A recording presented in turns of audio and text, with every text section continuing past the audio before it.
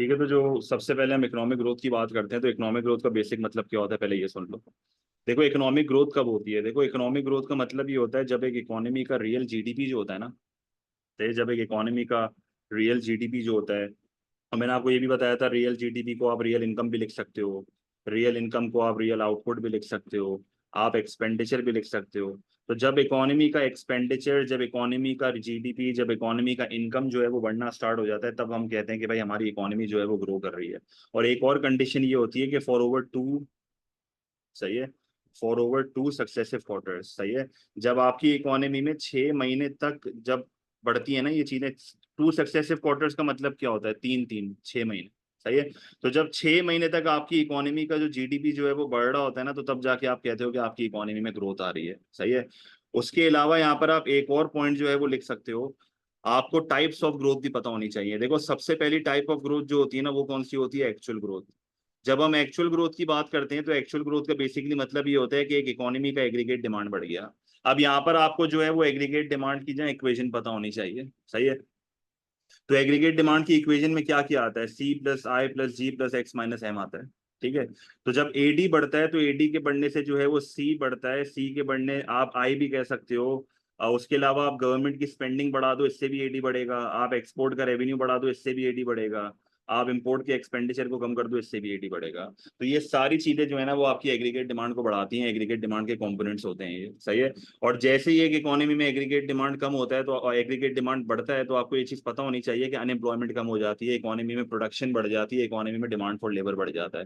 तो जैसे ही एक इकोनॉमी में अनएम्प्लॉयमेंट कम होती है, तो इसका मतलब क्या हुआ कि आपकी इकोनॉमी में जो अनयूज रिसोर्सेज हैं, वो रिसोर्सेज जो पहले जाया हो रही थी वो अब कम होना शुरू हो गई हैं। आप यहाँ पर ये भी कह सकते हो कि इकोनॉमी में जो लोगों की इनकम्स है वो बढ़ना स्टार्ट हो गई है। आप उसको ये भी कह सकते हो कि जो हमारे एग्जिस्टिंग रिसोर्सेज फारिग पड़े हुए थे, वो एग्जिस्टिंग रिसोर्सेज अब इस्तेमाल होना शुरू हो गए, सही है। तो एग्जिस्टिंग रिसोर्सेज का यूज बढ़ रहा है।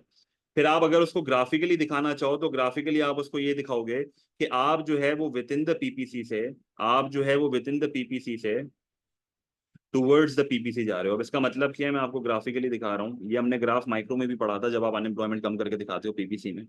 अच्छा, अब यहाँ पर आपको जो है वो ये चीज पता होनी चाहिए कि एक इकोनॉमी में ग्रोथ कब आती है। ये तो मैंने आपको बता दिया कि यार एग्रीगेट डिमांड के बढ़ने से ग्रोथ आ जाती है, पर आपको ये भी पता होना चाहिए कि एग्रीगेट डिमांड कैसे बढ़ता है आपका। एग्रीगेट डिमांड बढ़ता है गवर्नमेंट की पॉलिसीज से। ये जो मैं कह रहा हूँ, सी बढ़ गया, आई बढ़ गया, जी बढ़ गया, एक्स बढ़ गया, ये एम कम हो गया, ये गवर्नमेंट की पॉलिसीज होती है जिसके थ्रू ये बढ़ रहा होता है, सही है। तो गवर्नमेंट जो है वो expansionary fiscal and monetary policy, even तो हमने पॉलिसी अभी रिवाइज नहीं करी है, मैं आपको वो करवाऊंगा, पर मैं जनरली यहाँ पर लिख रहा हूँ कि ये एग्रीगेट डिमांड बढ़ाने के लिए गवर्नमेंट जो है ना वो expansionary fiscal and monetary policies लगाती है। और उन expansionary fiscal and monetary policies के थ्रू जो है वो एक इकोनॉमी जो है वो एग्रीगेट डिमांड को बढ़ा देती है। क्लियर है ये चीज। बेटे मैं रियल जीडीपी क्या है वो नहीं बताऊंगा, ये आपको मैथ पढ़ने से पहले सोचना चाहिए था, पिछली 3 क्लासों में बता चुका हूँ। मैंने आपको बताया था ना, अब आपको अंदाजा होगा आपने पिछले 1 महीने में क्या करा है। फिर भागना वर्कशॉप पे दूसरे टीचरों की, मैं तो नहीं कराऊंगा, ठीक है।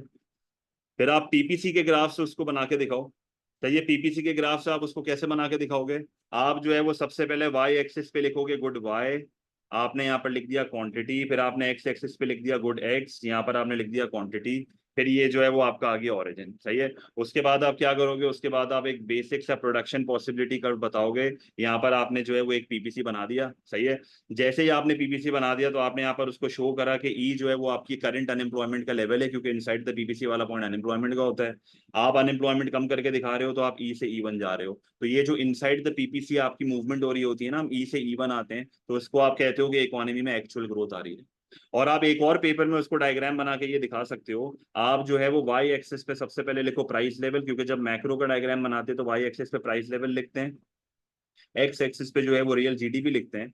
फिर आप जो है वो यहाँ पर एक बेसिक एग्रीगेट डिमांड और एग्रीगेट सप्लाई बना सकते हो, सही है। फिर आपने एक मैक्रो इकोनॉमिक इक्विलिब्रियम बना लिया, तो ये आपकी आ गई प्राइस, ये आपका आ गया जीडीपी। वाई लिखते हैं, क्यों नहीं लिखते, ये वाली गलती पेपर में मत करना। एग्रीगेट सप्लाई, एग्रीगेट डिमांड और इक्विलिब्रियम, क्लियर है ये चीज। तो इकोनॉमी में जो है वो जैसे ही आपका एग्रीगेट डिमांड जो है वो बढ़ेगा, तो उस एग्रीगेट डिमांड के बढ़ने से जो है वो आपकी इकोनॉमी का जो है वो रियल जीडीपी बढ़ जाएगा।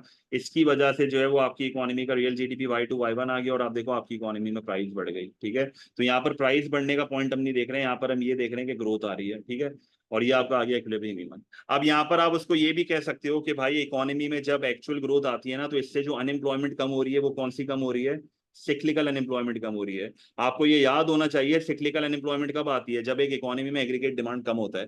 तो एग्रीगेट डिमांड के कम होने से जो अनएम्प्लॉयमेंट आती है ना, उसको सिक्लिकल अनएम्प्लॉयमेंट कहते हैं, या आप उसको डिमांड डेफिशिएंट अनएम्प्लॉयमेंट भी कह सकते हो। तो जब एक इकोनॉमी में एक्चुअल ग्रोथ आती है और एग्रीगेट डिमांड बढ़ता है ना, तो आपकी सिक्लिकल अनएम्प्लॉयमेंट जो है वो कम हो जाती है। तो आप एक पॉइंट यहाँ पर पेपर में ये भी लिख सकते हो कि इकोनॉमिक ग्रोथ से ये भी होता है। ठीक है। फिर आपकी एक और टाइप ऑफ ग्रोथ होती है जो यहाँ पर आपको पता होनी चाहिए। ठीक है। जो आपकी, नहीं देखो, ग्राफ मैक्रो में जरूरी नहीं है, अगर आप ना भी बनाओ तो कोई फर्क नहीं पड़ता, मैंने पहले ही बताया, मैं सिर्फ एक्सप्लेनेशन के लिए बना रहा हूँ, अगर आपको आंसर्स में नहीं बनानी है आप नहीं बनाना। ठीक है। फिर जो आपकी दूसरी टाइप ऑफ ग्रोथ होती है वो कौन सी होती है, पोटेंशियल ग्रोथ।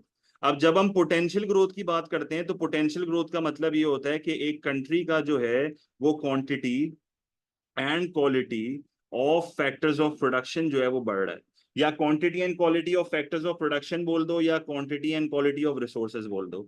जब ये quantity and quality of resources या फैक्टर्स ऑफ प्रोडक्शन बढ़ रहे होते हैं ना, तो हम कहते हैं कि कंट्री में पोटेंशियल ग्रोथ आ रही है।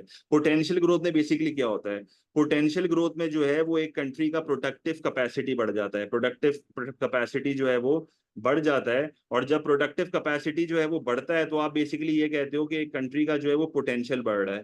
पोटेंशियल बढ़ने का मतलब ये होता है कि आपका जो कंट्री का प्रोडक्शन पॉसिबिलिटी कर्व है, आपका कंट्री का जो प्रोडक्शन पॉसिबिलिटी कर्व जो है ना वो राइटवर्ड शिफ्ट हो रहा है, जो कि शो करता है कि एक कंट्री का पोटेंशियल जो है वो बढ़ रहा है। क्लियर है। तो बेसिकली ये आता किसके थ्रू है, देखो, जिन पॉलिसीज को तुम यूज करके पोटेंशियल ग्रोथ लाते हो ना, उन पॉलिसीज को बोला जाता है सप्लाई साइड पॉलिसी। मैं अगेन कह रहा हूँ, मैंने ये टॉपिक अभी डिस्कस नहीं करा है, मैं फिर भी यहाँ पर मेंशन कर रहा हूँ ताकि मैं रेफर कर सकूँ आगे जाकर। ठीक है। अच्छा, अब क्या क्या गवर्नमेंट कर सकती है, मैं सप्लाई साइड पॉलिसी में बता देता हूँ गवर्नमेंट क्या क्या करती है। जैसे गवर्नमेंट जो है वो for example education and training पे खर्चा कर सकती है। जब गवर्नमेंट जो है वो एजुकेशन एंड ट्रेनिंग के ऊपर पैसा स्पेंड करेगी तो इससे जो है वो वर्कर्स की स्किल्स बढ़ेंगी। जब वर्कर की स्किल्स बढ़ेंगी तो आप ये कह सकते हो कि इकोनॉमी में जो है वो क्वालिटी ऑफ आउटपुट बढ़ेगा। आप ये कह सकते हो कि जब वर्कर्स की स्किल्स बढ़ेंगी तो वर्कर की प्रोडक्टिविटी बढ़ेगी, इसकी वजह से इकोनॉमी का पोटेंशियल बढ़ जाएगा। सही है। आप रिटायरमेंट एज वाला पॉइंट लिख दो, आप स्कूल लिविंग एज वाला पॉइंट लिख दो, आप यहाँ पर जो है वो टेक्नोलॉजिकल एडवांसमेंट वाला पॉइंट लिख दो। टेक्नोलॉजिकल एडवांसमेंट से जो है वो आपको अगेन मुल्क में और फायदा हो रहा होगा। आप डिस्कवरी ऑफ नेचुरल रिसोर्सेज लिख दो। तो इन सारी चीजों से जो है वो आपकी कंट्री का प्रोडक्शन पॉसिबिलिटी कर्व जो होता है वो राइटवर्ड शिफ्ट हो जाता है। तो जब आपकी कंट्री का पीपीसी जो है वो राइटवर्ड शिफ्ट हो रहा होता है तो उससे आप ये चीज रिप्रेजेंट करते हो कि भाई कंट्री का जो है वो पहले के मुकाबले में पोटेंशियल बढ़ रहा है। तो वाई एक्सिस पे आपने वापसी लिखा गुड वाई, यहाँ पर आपने लिखा गुड एक्स, ये आपका आ गया ओरिजिन। आपका पीपीसी जो है वो शिफ्ट हो गया from A B to C D. तो ये आपकी पोटेंशियल ग्रोथ होती है। अब नेक्स्ट क्वेश्चन जो है वो यहाँ पर आपका, स्क्रीन हैंग हो गई, 2 मिनट, आ जाएगा, 1 मिनट रुक जाओ। मतलब बेसिकली मैंने पीपीसी राइट पर शिफ्ट किया, ये अब तक शो नहीं हो रहा, 1 मिनट रुक जाओ। भाई रियल जीडीपी का मतलब होता है वो GDP which is adjusted with inflation. सही है। आप जब नॉमिनल जीडीपी में से इन्फ्लेशन को माइनस करते हो ना, वो रियल जीडीपी हो जाता है। सारे जमीन में है तुम लोग के, हालांकि ये करवा चुका हूँ मैं ऑलरेडी रिविजन। इंसान के बच्चों की जरा पढ़ लेना ये दिनों में।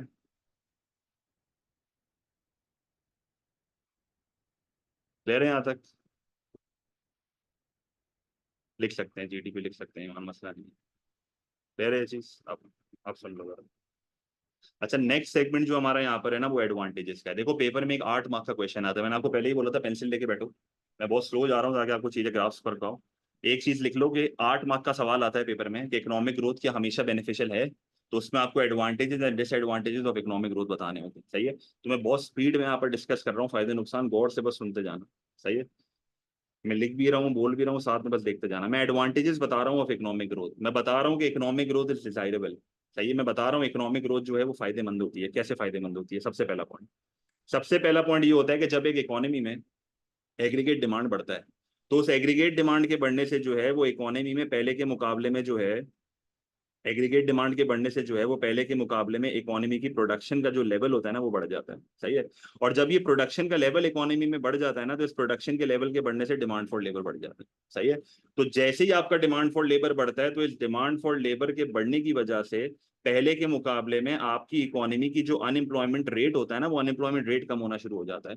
और अनएम्प्लॉयमेंट रेट कम होने का मतलब ये होता है कि आपकी इकोनॉमी में लोगों की इनकम्स बढ़ रही है, क्योंकि जाहिर सी बात है जब लोगों की नौकरी लग रही होगी तो लोगों की इनकम्स बढ़ रही होंगी।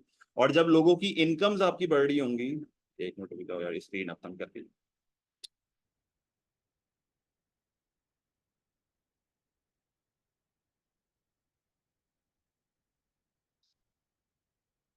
टर्गोमीटर दिखा रहा हूँ एक। जैसे ही लोगों की इनकम्स बढ़ जाएंगी ना, तो उस इनकम्स के बढ़ने से लोगों का पहले के मुकाबले में स्टैंडर्ड ऑफ लिविंग बढ़ेगा। जैसे ही देखो, ये चेन हमेशा के लिए रट्टा मार लो, सही है, ये स्टैंडर्ड ऑफ लिविंग बढ़ेगा। अच्छा, इसकी फर्दर चेन क्या है? इसकी फर्दर चेन ये कि जब इकोनॉमी में अनएम्प्लॉयमेंट कम होती है ना, तो गवर्नमेंट को पहले के मुकाबले में अनएम्प्लॉयमेंट बेनिफिट्स भी कम देने पड़ते हैं। क्योंकि जाहिर सी बात है, जब लोगों की नौकरियां लग रही हैं तो अनएम्प्लॉयमेंट बेनिफिट्स कम देंगे। और जो यहाँ से पैसा बचेगा ना, तुम वही पैसा जो है वो फिर other areas of the economy पे लगाओगे। अब other areas of the economy को आप एक बता देना पेपर में, आप बोलो भाई गवर्नमेंट ने एजुकेशन पे जो है वो पैसा लगा दिया, आप एजुकेशन पे पैसा लगाओगे तो इससे फायदा हो जाएगा। ठीक है। एक और पॉइंट यहाँ पर आप ये लिख सकते हो कि जब इकोनॉमी में लोगों की इनकम्स बढ़ती हैं, तो इससे जो है वो इकोनॉमी में लोगों की अफोर्डेबिलिटी बढ़ जाती है। लोगों की क्या बढ़ जाती है? अफोर्डेबिलिटी। और जैसे ही लोगों की अफोर्डेबिलिटी बढ़ जाती है, तो इस अफोर्डेबिलिटी के बढ़ने से जो है वो लोग पहले के मुकाबले में ज्यादा गुड्स एंड सर्विसेज अफोर्ड कर पाते हैं। लोग जो है वो बेसिक नेसेसिटीज अफोर्ड कर पाते हैं, जिसकी वजह से स्टैंडर्ड ऑफ लिविंग बढ़ता है। और इसको लिंक करो तुम पॉवर्टी के साथ, कि इकोनॉमी में गरीबी कम हो जाएगी। ये आपका एक और पॉइंट हो गया।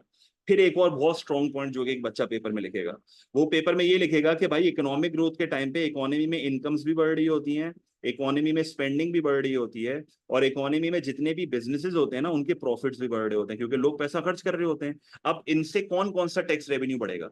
आप उसको बताओ। इनकम के बढ़ने से जो गवर्नमेंट का टैक्स रेवेन्यू बढ़ेगा वो इनकम टैक्स रेवेन्यू होगा। तो ये पहला टैक्स रेवेन्यू आपका बढ़ा।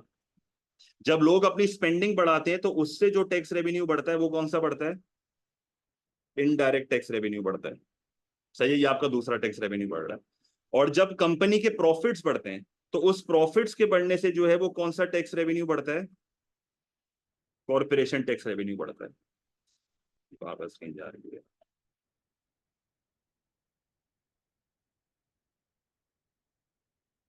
एक मिनट। सही है। तो गवर्नमेंट का कॉर्पोरेशन टैक्स रेवेन्यू बढ़ता है। फिर आप उसको कंबाइन करो और बोलो कि कंबाइन करके जो है वो कुल मिला के टैक्स रेवेन्यू बढ़ रहा है। और फिर गवर्नमेंट जो है वो यही पैसा जो है वो किस पे खर्च करेगी? Other areas of the economy पे खर्च करेगी। तो देखो, घुमा फिरा के आपकी चेन जो है वो रिपीट हो रही है। और मैक्रो का सबसे बड़ा फायदा ये होता है कि आप एक ही पॉइंट को इतना खींच सकते हो कि आपके 4-5 मार्क बन जाते हैं उसी पॉइंट से। सही है। जैसे अगर एक पॉइंट मुझे पेपर में याद नहीं आ रहा, तो मैं एक ही पॉइंट को इतना लंबा कर दूंगा, मेरे 3 मार्क उसमें मिल जाएंगे मुझे। कह रहे चीज। तो आप जितनी चेंज क्रिएट करोगे उतना फायदा है। फिर आप ये भी लिख सकते हो कि गवर्नमेंट जो है ना, वो ये पैसा एज अ ट्रांसफर पेमेंट भी यूज करती है। ट्रांसफर पेमेंट्स क्या होती है? जिसके रिटर्न में कोई सर्विस नहीं देनी होती। जैसे आप अनएम्प्लॉयमेंट बेनिफिट्स की एग्जांपल दे दो, आप जो है वो और भी स्टेट बेनिफिट्स होते हैं उसकी एग्जांपल दे दो। इससे एक और फायदा ये होता है कि इकोनॉमी में जो है ना वो इनइक्वालिटी ऑफ इनकम कम हो जाती है। सही है। फिर आप यहाँ पर एक और पॉइंट ये लिखो कि भाई जब एक इकोनॉमी में ग्रोथ आ रही होती है, तो इकोनॉमी का आउटपुट बढ़ रहा है, जाहिर सी बात है ज्यादा गुड्स एंड सर्विसेज बन रहे हैं। तो आप बोलो कि गवर्नमेंट का जो है वो पहले के मुकाबले में यहाँ पर एक्सपोर्ट का रेवेन्यू भी बढ़ रहा होता है। जब एक्सपोर्ट का रेवेन्यू बढ़ रहा होता है, तो गवर्नमेंट के यहाँ पर इन्फ्लोज बढ़ते हैं, और इन्फ्लोज के बढ़ने से आप ये कह सकते हो कि गवर्नमेंट का जो बैलेंस ऑफ ट्रेड है, वो बैलेंस ऑफ ट्रेड सरप्लस हो रहा है, ये जो कि फायदा है, क्योंकि एक्सपोर्ट रेवेन्यू इम्पोर्ट से ज्यादा हो जाएगा। फिर आप ये भी लिख सकते हो कि जब एक इकोनॉमी का रियल जीडीपी बढ़ रहा होता है ना, तो उसका मतलब उस इकोनॉमी में लोग पैसे कमा रहे हैं। तो उस इकोनॉमी में जो है ना वो कॉन्फिडेंस ज्यादा होता है, और बाहर वाले लोग ये चीज देख रहे होते हैं, तो वो पैसा फिर हमारे मुल्क में लगाएंगे। इससे हमारी इन्वेस्टमेंट बढ़ेगी। इन्वेस्टमेंट बढ़ने का मतलब है हमारा एफडीआई बढ़ेगा। एफडीआई बढ़ने का मतलब है कि हमारी इकोनॉमी में मल्टीनेशनल आएंगी और वो हमारे मुल्क में आके पैसे लगाएंगे। सही है। तो पहला फायदा आपका ये रहा, दूसरा ये रहा, तीसरा जो है वो ये रहा, चौथा जो है वो आपका इकोनॉमी में ये रहा, और पांचवा ये रहा। तो ये 5 बेनिफिट्स मैंने अलग अलग हाईलाइट कर दिए हैं। सही है। तो इन बेनिफिट्स को जो है आप इनमें से कितने याद करोगे? इनमें से आपको सिर्फ 3 याद करने हैं। सही है, 3 याद करने हैं। 3 भी याद कर लोगे बहुत है। 2 भी याद करके उसको लंबी कर दोगे तो वो भी बहुत है। क्लियर है चीज? वो हाईलाइट हो जाएगा, मैंने कर दिया है। स्क्रीन बहुत लैग हो रही है, पता नहीं क्यों। क्लियर है चीज? कोई मसला है यहाँ तक? बड़े पीडीएफ ड्राइव पे अपलोड हो जाती है ना, स्क्रीनशॉट लेने की जरूरत नहीं है। एफडीआई का मतलब होता है foreign direct investment. Foreign direct investment का मतलब जब बाहर से पैसा आपके मुल्क में आता है, जैसे मल्टीनेशनल जो होती है ना, वो एफडीआई लेके आती हैं, वो आपके मुल्क में फैक्ट्री खोलती हैं। सही है, तो ये बेनिफिट होता है। ले रहे चीज? कोई मसला?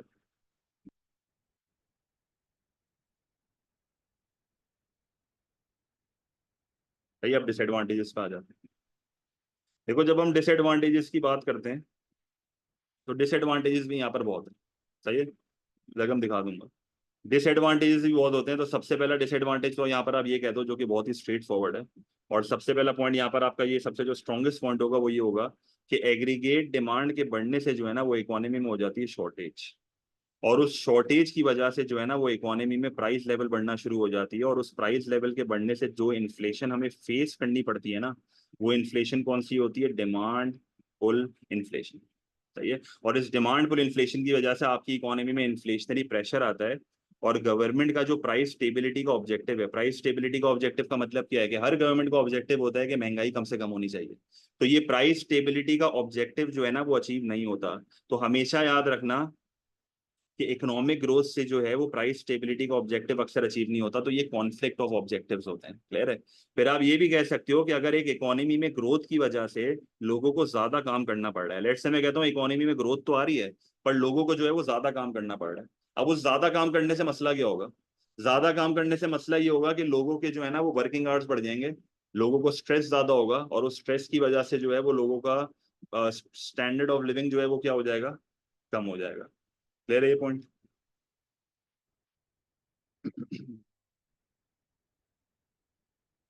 ठीक है। अच्छा, तो आप क्या लिख सकते हो? लोगों का लेजर टाइम जो है वो कम हो जाएगा। सही है, लोगों का लेजर टाइम कम हो जाएगा। आप यहाँ पर लिख सकते हो कि लोगों की क्वालिटी ऑफ लाइफ कम हो जाएगी। सही है, क्वालिटी ऑफ लाइफ का मतलब क्या होता है? कि लोगों का स्टैंडर्ड ऑफ लिविंग जो है वो कम हो रहा है। सही है। एक और बहुत अच्छा पॉइंट होता है कि अगर आपने रिसोर्सेज फुली यूटिलाइज कर लिए तो हाइपर इन्फ्लेशन आ जाएगा। आप ये भी लिख सकते हो कि अगर एक इकोनॉमी में ग्रोथ सिर्फ इसलिए आ रही है क्योंकि आप capital intensive technique of production पे हो, अगर आपकी इकोनॉमी में ग्रोथ सिर्फ इसलिए आ रही है क्योंकि मशीन्स जो है वो लेबर को रिप्लेस कर रही है, तो ऐसी ग्रोथ का फायदा नहीं है। इसका मतलब ये हुआ कि आपकी इकोनॉमी में टेक्नोलॉजिकल अनएम्प्लॉयमेंट होगी। टेक्नोलॉजिकल अनएम्प्लॉयमेंट का मतलब क्या होता है? जब आपकी मशीन्स जो है वो वर्कर्स को रिप्लेस कर लेती हैं, जिसकी वजह से आपकी इकोनॉमी में जो है वो इनकम्स जो है वो पहले के मुकाबले में कम हो जाती है। क्लियर है? एक और पॉइंट आप यहाँ पर ये लिख सकते हो कि अक्सर इकोनॉमीज जो हैं वो रैपिड इकोनॉमिक ग्रोथ की तरफ चली जाती हैं। रैपिड इकोनॉमिक ग्रोथ की तरफ जाने का मतलब ये होता है कि आप इतना ज्यादा ग्रो कर रहे हो, आप अपने रिसोर्सेज को इतना क्विकली इस्तेमाल कर रहे हो कि आपने अपने रिसोर्सेज को एक्सप्लॉइट करना शुरू कर दिया है। और जिधर तुमने अपने रिसोर्सेज को एक्सप्लॉइट करना शुरू कर दिया तो मसला ये होता है, जो ये नॉन रिन्यूएबल रिसोर्सेज होती हैं, वो रिसोर्सेज जो रिन्यू नहीं होती, तो ये अगर एक बार खत्म हो गई, ये अगर एक बार डिप्लीट हो गई, तो फिर आपको फ्यूचर में ये कैसे मिलेगी? आपको इंपोर्ट करना पड़ेगा। इसका मतलब ये हुआ कि ऐसी ग्रोथ जो है ना वो अनसस्टेनेबल होती है। अनसस्टेनेबल ग्रोथ का मतलब ये होता है कि ये शॉर्ट टर्म ग्रोथ होती है, और आपकी जो आगे वाली नस्लें होंगी ना उनको ये बेनिफिट नहीं मिल रहा होगा, तो फ्यूचर जनरेशन के साथ बहुत ज्यादा यहाँ पर अनफेयर हो रहा होगा। क्लियर है ये चीज? ठीक है। एक और बहुत अच्छा पॉइंट जहां पर एक स्टूडेंट लिख सकता है, जो कि अब मेजोरिटी बच्चों ने मुझे बता दिया, कि अनइवन डिस्ट्रीब्यूशन ऑफ इनकम होता है। अनइवन डिस्ट्रीब्यूशन ऑफ इनकम कैसे होगी? अनइवन डिस्ट्रीब्यूशन ऑफ इनकम इस तरीके से होगी कि अगर इकोनॉमी में ग्रोथ आ रही है, सही, अगर एक इकोनॉमी में ग्रोथ आ रही है और उस ग्रोथ की वजह से जो है वो इकोनॉमी का जीडीपी बढ़ रहा है, अब इस चीज की गारंटी नहीं है कि सबकी औकात बढ़ रही है कि नहीं बढ़ रही है। ऐसा भी तो हो सकता है कि अमीर और अमीर हो जाएंगे, सही है, और गरीब अपनी जगह पे ही अटका हुआ है। सही है। तो अगर अमीर और अमीर होता जा रहा है और गरीब अपनी जगह पे ही अटका हुआ है या उसकी इनकम और कम होते जा रही है, तो फिर ऐसी ग्रोथ का फायदा नहीं है। तो हमेशा याद रखना, जब एक इकोनॉमी में अनइवन डिस्ट्रीब्यूशन ऑफ इनकम होती है ना, तो उस अनइवन डिस्ट्रीब्यूशन ऑफ इनकम से एक इकोनॉमी का जो है वो पहले के मुकाबले में इनइक्वालिटी ऑफ इनकम जो होती है ना वो क्या होती है? बढ़ जाती है। तो ये एक और आपका पॉइंट आ गया।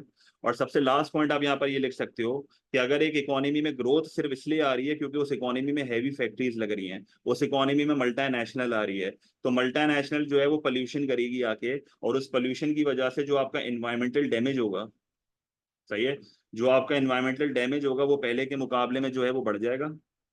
This will lead to external cost. External cost क्या होती है? वो कॉस्ट जो कि थर्ड पार्टी को बेयर करनी होती है।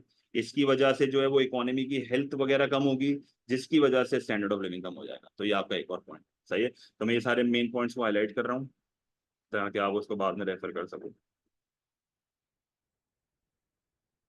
रैपिड इकोनॉमिक ग्रोथ का मतलब ये है कि आप अपने रिसोर्सेज को ना बहुत जल्दी जल्दी इस्तेमाल कर रहे हो और वो एक्सप्लॉइट हो रही हैं। अगर वो बहुत ज्यादा जल्दी खत्म हो गई ना, तो ये अनसस्टेनेबल ग्रोथ है, क्योंकि फ्यूचर में फिर आपको रिसोर्सेज इंपोर्ट करनी पड़ेंगी, जो कि आपके कंट्री के ट्रेड डेफिसिट कर देगा। क्लियर है ये चीज? समझ लो। बिल्कुल लिख सकते हैं, कोई मसला नहीं है। सही है। अच्छा। अच्छा, अब आपको यहाँ पर एक और चीज पता होनी चाहिए कि भाई गवर्नमेंट के मैक्रो इकोनॉमिक ऑब्जेक्टिव्स कौन कौन से होते हैं। अब ये बहुत इंपॉर्टेंट है क्योंकि मैं आगे हर टॉपिक से इसको लिंक कर रहा हूँ।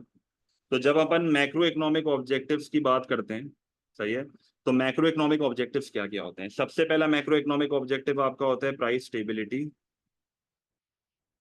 सही है। प्राइस स्टेबिलिटी का मतलब होता है 2 से 3% की महंगाई होनी चाहिए, लो इन्फ्लेशन रेट होना चाहिए। दूसरा आपका ऑब्जेक्टिव होता है फुल एम्प्लॉयमेंट। फुल एम्प्लॉयमेंट का मतलब है कि कम से कम अनएम्प्लॉयमेंट का लेवल हो, सही है। तीसरा आपका ऑब्जेक्टिव यहाँ पर होता है इकोनॉमिक ग्रोथ। इकोनॉमिक ग्रोथ का मतलब है कि हर इकोनॉमी चाहती है कि उसकी इकोनॉमी का जो रियल जीडीपी वो बढ़े। फिर एक और इकोनॉमी का ऑब्जेक्टिव होता है आपका बैलेंस ऑफ पेमेंट की स्टेबिलिटी। बैलेंस ऑफ पेमेंट का टॉपिक हम आगे जाके पढ़ेंगे, पर बैलेंस ऑफ पेमेंट स्टेबिलिटी का मतलब होता है कि आपकी कंट्री का ट्रेड अच्छा होना चाहिए, एक्सपोर्ट ज्यादा हो और इम्पोर्ट कम हो, तो इससे मुल्क को फायदा होता है। एक और ऑब्जेक्टिव आपका होता है एक्सचेंज रेट की स्टेबिलिटी। एक्सचेंज रेट की स्टेबिलिटी का मतलब है कि आपकी करेंसी इतनी ज्यादा फ्लक्चुएट नहीं होनी चाहिए। अगर आपकी करेंसी बहुत ज्यादा ऊपर नीचे होगी ना, तो इसके भी नुकसान होते हैं, वो भी हम एक्सचेंज रेट के टॉपिक में पढ़ेंगे। और आपका छठा यहाँ पर जो ऑब्जेक्टिव होता है वो ये होता है redistribution of income. Redistribution of income and wealth का मतलब ये होता है कि आप ये चाहते हो कि आपकी इकोनॉमी में अमीर और गरीब का गैप कम से कम हो। जिस इकोनॉमी में अमीर और गरीब का गैप कम से कम होता है ना, वो मुल्क आज आ गए हैं, सही है।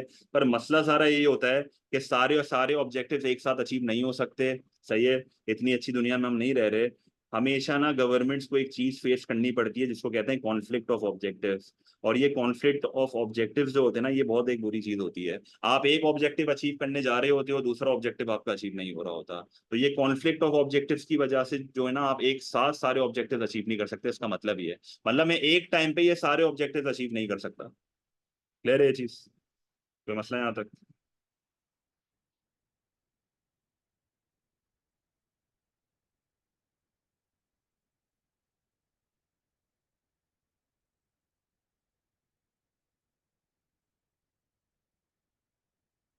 सही है। एक मिनट रुक जाओ, पेज चेंज हो गया, पता नहीं डायरेक्ट कॉल कर रहा है। अच्छा हो गया। अब सुनना जरा। अब सबसे पहला कॉन्फ्लिक्ट क्या होता है, जरा सुनना। सबसे पहला कॉन्फ्लिक्ट जो यहाँ पर आपका होता है ना, वो होता है between economic growth and price stability. अब economic growth and price stability के बीच में क्या कॉन्फ्लिक्ट होता है, सुनना जरा गौर से। होता ये है कि आप जो है वो एग्रीगेट डिमांड को बढ़ा देते हो। एग्रीगेट डिमांड के बढ़ने की वजह से आपकी इकोनॉमी में एक्चुअल ग्रोथ आ जाती है, रियल जीडीपी बढ़ जाता है। इसका मतलब आपका जो है वो बेसिकली इकोनॉमिक ग्रोथ का ऑब्जेक्टिव अचीव हो गया। आपका कौन सा ऑब्जेक्टिव अचीव हो गया? इकोनॉमिक ग्रोथ का जो है वो ऑब्जेक्टिव अचीव हो गया। क्लियर है ये चीज? अच्छा, फिर जैसे ही एग्रीगेट डिमांड बढ़ता है, तो उस एग्रीगेट डिमांड के बढ़ने से जो है वो आपकी इकोनॉमी में पहले के मुकाबले में प्रोडक्शन बढ़ती है। प्रोडक्शन के बढ़ने से जो है वो आपकी इकोनॉमी में डिमांड फॉर लेबर बढ़ता है। और उस डिमांड फॉर लेबर बढ़ने की वजह से आपकी इकोनॉमी का जो अनएम्प्लॉयमेंट का लेवल होता है वो कम हो जाता है। इसका मतलब यहाँ पर आपका एक और ऑब्जेक्टिव अचीव हो गया, दैट इज फुल एम्प्लॉयमेंट। तो आपको यहाँ पर किताब में एक चीज लिख लेनी चाहिए कि दो ऑब्जेक्टिव ऐसे होते हैं जो आपस में कभी कॉन्फ्लिक्ट नहीं करते। कौन से? Economic growth and full employment. Economic growth and full employment का कभी भी कॉन्फ्लिक्ट नहीं होता, ये दोनों साथ अचीव हो जाते हैं। कॉन्फ्लिक्ट किधर आता है? कॉन्फ्लिक्ट तब आता है जब एक इकोनॉमी में एग्रीगेट डिमांड बढ़ती है, और उस एग्रीगेट डिमांड के बढ़ने से जो है वो आपकी इकोनॉमी में शॉर्टेज हो जाती है। और जैसे ही आपकी इकोनॉमी में शॉर्टेज होती है, तो आपकी इकोनॉमी का जो प्राइस लेवल होता है ना, वो बढ़ना स्टार्ट हो जाता है। और जैसे ही ये प्राइस लेवल बढ़ना स्टार्ट होगा, तो प्राइस लेवल बढ़ने की वजह से आपकी इकोनॉमी में जो इन्फ्लेशन आती है ना, उस इन्फ्लेशन को अपन क्या कहते हैं? डिमांड पुल इन्फ्लेशन कहते हैं। इसका मतलब ये हुआ कि आपका यहाँ पर एक कॉन्फ्लिक्ट आ गया। क्या कॉन्फ्लिक्ट आ गया? कि आपकी इकोनॉमी में एग्रीगेट डिमांड बढ़ी, एग्रीगेट डिमांड के बढ़ने से शॉर्टेज हुई, और उस शॉर्टेज की वजह से प्राइस लेवल बढ़ गया। तो आपका कौन सा ऑब्जेक्टिव कॉन्फ्लिक्ट कर रहा है with economic growth and full employment? आपका प्राइस स्टेबिलिटी का ऑब्जेक्टिव जो है वो कॉन्फ्लिक्ट कर रहा है। तो आप यहाँ पर लिख दोगे कॉन्फ्लिक्ट विद प्राइस स्टेबिलिटी। तो ये conflict with price stability. Clear है चीज?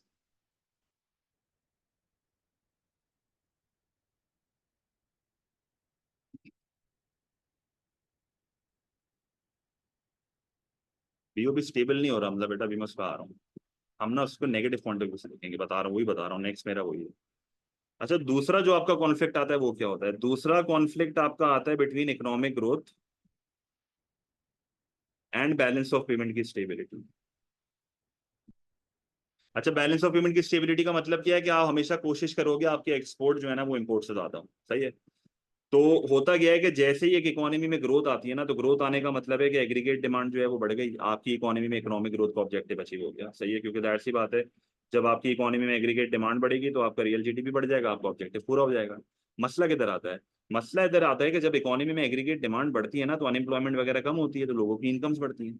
जब लोगों की इनकम्स बढ़ती हैं तो लोग अपनी कंजम्पशन बढ़ाते हैं, और उस कंजम्पशन के चक्रों में ना इम्पोर्टेड कंजम्पशन बढ़ जाती है। और जिधर तुम्हारी इम्पोर्टेड कंजम्पशन बढ़ गई, वहां पर तुम्हारा इम्पोर्ट का एक्सपेंडिचर जो है वो बढ़ जाएगा।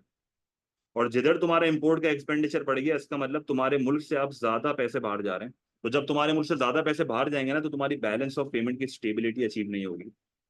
सही है, क्योंकि तुम्हारा जो बीओपी है ना, वो हो सकता है डेफिसिट हो जाए। तो देखो वापस दो ऑब्जेक्टिव आपके अचीव नहीं हो रहे। एक, इकोनॉमिक ग्रोथ अचीव अचीव हो गया, तो बैलेंस ऑफ पेमेंट की स्टेबिलिटी अचीव नहीं हो रही। क्लियर है ये चीज, कोई मसला? ठीक है। अच्छा, एक और कॉन्फ्लिक्ट जो आ सकता है वो कौन सा हो सकता है, बताओ, एक और कॉन्फ्लिक्ट बताओ कोई। इकोनॉमिक ग्रोथ का एक और कॉन्फ्लिक्ट आता है, किसके साथ आता है? ये मैं भी मैंने आपको डिसएडवांटेजेस में भी बताया था। रीडिस्ट्रीब्यूशन ऑफ इनकम के साथ आता है। सही है, इकोनॉमिक ग्रोथ का एक और कॉन्फ्लिक्ट आता है विद रीडिस्ट्रीब्यूशन ऑफ इनकम। अब रीडिस्ट्रीब्यूशन ऑफ इनकम के साथ क्या कॉन्फ्लिक्ट आ रहा है? वही बात है, आपकी इकोनॉमी में एग्रीगेट डिमांड बढ़ जाएगी। एग्रीगेट डिमांड के बढ़ने की वजह से जो है वो आपकी इकोनॉमी में जो है वो इनकम्स तो बढ़ेंगी, पर हमें ये नहीं पता कि किसकी इनकम्स बढ़ रही हैं। ऐसा भी हो सकता है कि अमीर और अमीर होता जा रहा है, गरीब गरीब होता जाएगा, तो ऐसे चक्रों में रीडिस्ट्रीब्यूशन ऑफ इनकम खराब होगी। इनइक्वालिटी ऑफ इनकम बढ़ जाएगी, which will lead to conflict between these two objectives. Clear है? अब नेक्स्ट सेगमेंट यहाँ पर आपका ये आता है कि भाई इकोनॉमिक ग्रोथ को मेजर कैसे करोगे। सही है, ये मेजर किस तरीके से होगी? देखो, आपको ना पेपर में वो 2 सालों का रियल जीडीपी दे देगा, आपको ईयर 1 का भी रियल जीडीपी देगा, ईयर 2 का भी देगा। आपके पास एक रियल जीडीपी यहाँ पर है, एक रियल जीडीपी जो आपके पास यहाँ पर है। तो आप बेसिकली क्या करोगे? आप इन दोनों का एक परसेंटेज चेंज निकालोगे। आप क्या करोगे? इन दोनों का परसेंटेज चेंज निकालोगे। परसेंटेज चेंज कैसे निकलता है? न्यू जीडीपी, ये बेसिक मैथ का फॉर्मूला है, new GDP minus old GDP divided by old GDP multiplied by 100। तो ये आपने फॉर्मूला लगा दिया। अब आप ये जब फॉर्मूला लगाओगे ना, आपके पास दो तरह के आंसर आएंगे। अब या तो मेरे पास परसेंटेज चेंज पॉजिटिव आएगा। तो पॉजिटिव परसेंटेज चेंज का मतलब क्या है? पॉजिटिव परसेंटेज चेंज का मतलब है कि हमारी इकोनॉमी का रियल जीडीपी जो है वो बढ़ रहा है, तो इकोनॉमिक ग्रोथ है। इसका मतलब ये हुआ कि इकोनॉमी का जो है वो रियल जीडीपी बढ़ रहा है, तो ये इकोनॉमिक ग्रोथ है over a given period of time. Normally 6 महीने की हम बात कर रहे होते हैं यहाँ पे।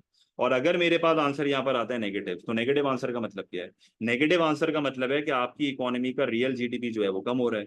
और रियल जीडीपी कम होने का मतलब ये होता है कि आपकी इकोनॉमी में रिसेशन आ चुका है। और रिसेशन ऐसे ही नहीं आता, फिक्स कंडीशन है। कंडीशन क्या है कि अगर 6 महीने तक लगातार आपका रियल जीडीपी गिरता है, या टू सक्सेसिव क्वार्टर्स, 2 क्वार्टर लगातार अगर आपका जीडीपी गिरता है, तब आप कहते हो कि रिसेशन आ रहा है। क्लियर है ये चीज? तो रिसेशन एक इकोनॉमी में कैसे आ सकता है? रिसेशन एक इकोनॉमी में कैसे आ सकता है? रिसेशन एक इकोनॉमी में तब आता है जब उस इकोनॉमी में एग्रीगेट डिमांड कम हो जाता है। क्योंकि जब एक इकोनॉमी में एग्रीगेट डिमांड कम होगी, तो प्रोडक्शन कम होगा, डिमांड फॉर लेबर कम होगा, अनएम्प्लॉयमेंट बढ़ जाएगा, इकोनॉमी का आउटपुट कम होगा, इकोनॉमी की इनकम्स कम होंगी, तो फिर आप बोलोगे यार इकोनॉमी का जीडीपी अब कम होना शुरू हो जाएगा। तो एग्रीगेट डिमांड जब कम होता है ना, तो इसकी वजह से इकोनॉमी में रिसेशन आ जाता है। क्लियर है ये चीज?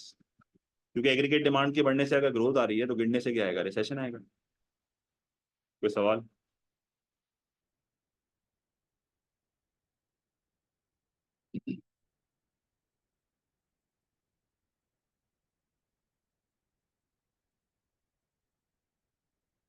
ठीक है।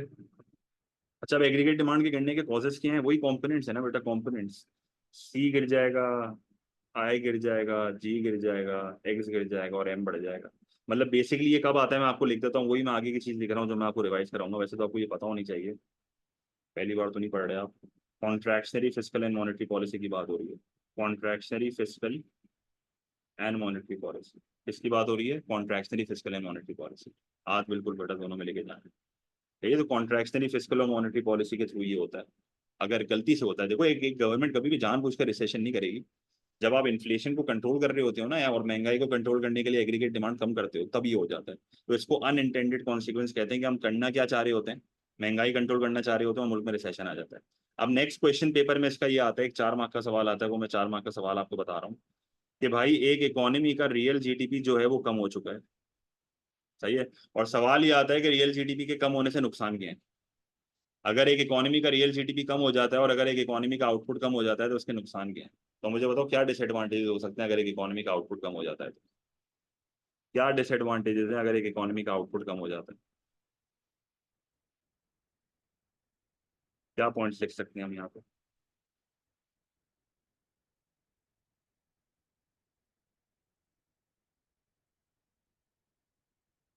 कोई पॉइंट दिमाग में आ रहा है? कुछ भी बता दो बेटा। देखो अपने अपने आप को टेस्ट जब तक नहीं करोगे ना, कुछ भी नहीं होगा। देखो अनएम्प्लॉयमेंट होगी, सबसे बेसिक पॉइंट ये है। आप उसको ये बताओ कि भाई रियल जीडीपी कम हो रहा है एडी के गिरने की वजह से। इसका मतलब मुल्क में जो है वो पहले के मुकाबले में प्रोडक्शन कम होगी। जब प्रोडक्शन कम होगा तो डिमांड फॉर लेबर कम होगा। जब डिमांड फॉर लेबर कम होगा तो अनएम्प्लॉयमेंट बढ़ जाएगा। ये आपका पहला पॉइंट, आप स्ट्रॉन्ग लिखोगे यहाँ पे, ठीक है। अच्छा, फिर अनएम्प्लॉयमेंट जब आपकी इकोनॉमी में बढ़ता है ना, तो पहले के मुकाबले में गवर्नमेंट को अनएम्प्लॉयमेंट बेनिफिट्स भी ज्यादा देने पड़ते हैं। तो ये भी एक नुकसान है, क्योंकि जब तुम लोगों को पालने में लग जाओगे और अनएम्प्लॉयमेंट बेनिफिट्स देते रहोगे तो ये पैसा कहीं और भी तो लग सकता था। फिर एक और तुम पॉइंट ये लिखोगे जो कि मेजोरिटी बच्चों ने मुझे बता दिया, कि भाई आपकी इकोनॉमी का रियल जीडीपी कम होने का मतलब है आउटपुट कम हो रहा है। आउटपुट कम होने का मतलब है आपके एक्सपोर्ट्स कम हो रहे हैं। एक्सपोर्ट कम होने का मतलब है कि आपके एक्सपोर्ट का रेवेन्यू जो है वो कम हो जाएगा। इसकी वजह से हो सकता है कि आपका बैलेंस ऑफ ट्रेड जो है वो डेफिसिट हो जाए, क्योंकि आपकी इकोनॉमी के इनफ्लोस कम हो रहे हैं। ठीक है। एक और बहुत अच्छा पॉइंट जो है वो यहाँ पर मुझे सबने दे दिया कि यार इकोनॉमी में लोगों की इनकम्स कम हो रही हैं। हो सकता है इसकी वजह से इकोनॉमी जो है वो पॉवर्टी बढ़ जाए, क्योंकि लोगों की अफोर्डेबिलिटी कम हो रही है और इसकी वजह से स्टैंडर्ड ऑफ लिविंग कम हो जाएगा। क्लियर है ये चीज? क्लियर है? अलीना बेटे, इंपोर्ट कैसे बढ़ रहा है? इंपोर्ट नहीं बढ़ सकता ना, आपका एक्सपोर्ट यहाँ पर कम हो रहा है। इंपोर्ट क्यों बढ़ेगा? लोगों के पास पैसे ही नहीं है, लोग इंपोर्ट कैसे करेंगे? ठीक है। और सबसे लास्ट पॉइंट यहाँ पर आप ये लिखोगे। हाँ बेटा सही कह रहा है हमजा, आपका ये पॉइंट सही है बेटा, कंज्यूमर कॉन्फिडेंस लो होगा, बिल्कुल लिख सकते हो। अच्छा, लास्ट पॉइंट जो आपका वो है ना, जो मैंने इकोनॉमिक ग्रोथ में आपको बताया था ना, ये वही वाला पॉइंट है। जब इकोनॉमी में इनकम्स कम होती है ना, तो टैक्स रेवेन्यू कम होता है। अच्छा, कौन कौन सा टैक्स रेवेन्यू कम हो रहा है? इनकम टैक्स रेवेन्यू भी कम हो रहा है, कॉर्पोरेशन टैक्स रेवेन्यू भी कम हो रहा है, इनडायरेक्ट टैक्स रेवेन्यू भी कम हो रहा है, सारे टैक्स रेवेन्यू एक साथ कम हो रहे हैं। जिसकी वजह से हो सकता है गवर्नमेंट का बजट डेफिसिट हो जाए। बजट डेफिसिट याद है क्या होता है? बजट डेफिसिट होने का मतलब है जब गवर्नमेंट की स्पेंडिंग जो है वो टैक्स को एक्सीड करे। और बजट डेफिसिट का मतलब क्या है? कि गवर्नमेंट के पास पैसा कम आ रहा है और वो खर्च ज्यादा कर रही है। इसका मतलब ये हुआ कि जब गवर्नमेंट का बजट डेफिसिट होगा तो गवर्नमेंट के डेट्स बढ़ जाएंगे। हो सकता है गवर्नमेंट को पहले के मुकाबले में बोरविंग ज्यादा करनी पड़े, तो ये एक नुकसान हो सकता है आपको। है ये चीज कोई मसला?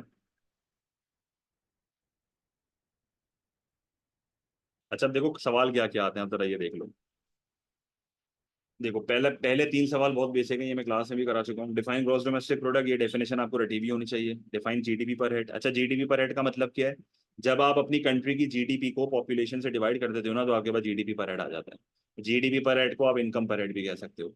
फिर एक और सवाल है, एक्सप्लेन द डिफरेंस। अच्छा, एक और चीज अपने पास लिख लो। वो पेपर में पर हेड की जगह पे कभी कभार पर कैपिटा भी लिखता है। वो पेपर में पर हेड की जगह पे कभी कभार पर कैपिटा भी लिखता है, तो ये लिख लो अपने पास। अच्छा, फिर आप यहाँ पर एक और सवाल देखो, explain the difference between economic growth and recession. अब इकोनॉमिक ग्रोथ और रिसेशन के बीच में फर्क क्या होता है? इकोनॉमिक ग्रोथ का मतलब है एक कंट्री का रियल जीडीपी बढ़ रहा है, या तो एग्रीगेट डिमांड के बढ़ने की वजह से, या तो पोटेंशियल के बढ़ने की वजह से। और रिसेशन का मतलब होता है कि एक कंट्री का रियल जीडीपी कम हो रहा है due to a fall in aggregate demand. सही है। रिसेशन का मतलब है कंट्री का रियल जीडीपी कम हो रहा है due to fall in aggregate demand. अच्छा, अगर आपने टू सक्सेसिव क्वार्टर वाली चीज नहीं लिखी ना, तो आपको मार्क्स बढ़ जाएगा। आपको टू सक्सेसिव क्वार्टर वाली चीज जो है वो लाजमी तौर पे लिखना है, वरना आपका मार्क कटेगा। क्लियर है ये चीज? कोई मसला? अच्छा, फिर आपका एक और सवाल है, explain two causes of economic growth. ये बड़े रेपिटेटिव सवाल है जो मैं दिखा रहा हूँ। भाई, अब दो कॉजेज ऑफ इकोनॉमिक ग्रोथ क्या होते हैं? इकोनॉमिक ग्रोथ जो है ना वो कब बढ़ता है? इकोनॉमिक ग्रोथ तब बढ़ता है जब एग्रीगेट डिमांड बढ़ती है। तो आप एग्रीगेट डिमांड के कोई दो कंपोनेंट बढ़ा के दिखा दो, आपका काम हो जाएगा। और इकोनॉमिक ग्रोथ कब होती है? जब एक इकोनॉमी का पोटेंशियल बढ़ता है। पोटेंशियल कैसे बढ़ता है? जब quantity and quality of resources बढ़ती हैं, तो आप वो बढ़ा के दिखा दो। तो बेसिकली या तो आप एग्रीगेट डिमांड के कंपोनेंट्स बढ़ा के दिखा दो, या आप जो है वो पोटेंशियल बढ़ा के दिखा दो। बहुत तरीके हैं ये सवाल करने के। आपको टाइप्स ऑफ ग्रोथ अगर पता है ना, आप आसानी से ये सवाल कर सकते हो। अगर आपको ये पता है ना कि ग्रोथ आ क्यों रही है, एडी के बढ़ने से आ रही है और पोटेंशियल के बढ़ने से आ रही है, तो आप बड़ी आसानी से जो है वो उसकी बेसिकली ना कॉज भी बता सकते हो कि ऐसा क्यों हो रहा है, ऐसा क्यों हो रहा है। ये चीज। अच्छा, फिर जो है एक और क्वेश्चन आपके सामने जो है पेपर में आता है, बहुत ज्यादा रिपीटेटिव क्वेश्चन है अगेन। और एक मिनट रुक जाओ, ये लोड हो रहा है। सवाल बेसिकली ये होता है कि explain two causes of recession. अब अगर मैंने आपको ये बता दिया कि कॉजेज ऑफ इकोनॉमिक ग्रोथ क्या है, तो कॉजेज ऑफ रिसेशन लिखना बड़ी बात नहीं। आप मुझे बताओ कॉजेज ऑफ रिसेशन क्या होंगे? जब तक स्क्रीन लोड हो रही है मुझे बताओ, what are the causes of recession. अगर आपको दो कॉजेज बोलता है रिसेशन के बताने के, मतलब एक इकोनॉमी का रियल जीडीपी कम हो रहा है तो क्यों हो रहा है? अगर एक इकोनॉमी का रियल जीडीपी कम हो रहा है तो क्यों हो रहा है, क्या वजह हो सकती है?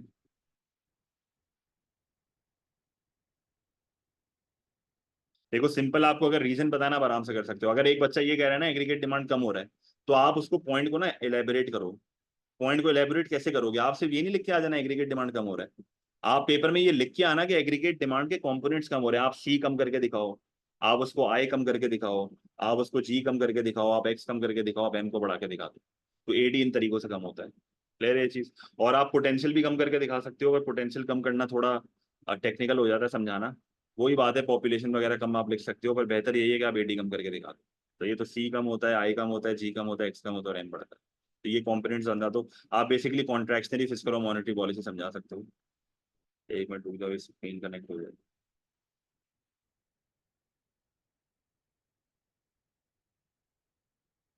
फिलहाल ये लिख सकते हैं, पॉइंट सही कह रहे हो, इंटरेस्ट रेट अगर बढ़ जाएगा इससे भी होगा। वही बात है, कॉन्ट्रैक्शनली मॉनेटरी पॉलिसी।